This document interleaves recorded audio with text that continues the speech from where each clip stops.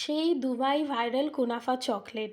আমি যখনই সোশ্যাল মিডিয়াতে অন হই আমার ফিডব্যাকে এইটা আসবেই আসবে।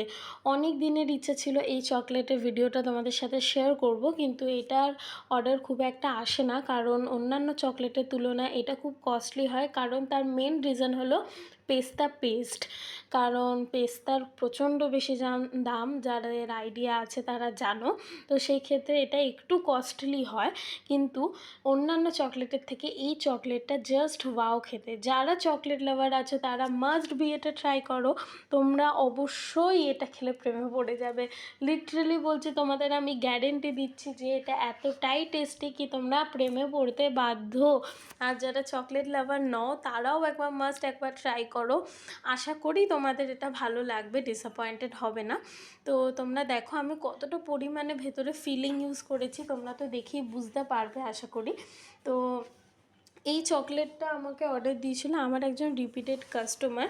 সে এটার সাথে আরেকটা বার চকলেটও নিয়েছিল, সাথে একটা কুনাফা চকলেটও নেয়। তো এই চকলেটটার ওয়েট প্রচণ্ড বেশি। তো এর সাথে আমি একটা ছোট্ট পিনাটা হার্ট করেছিলাম, যেটা তোমাদের সাথে শেয়ার করব লাস্টে।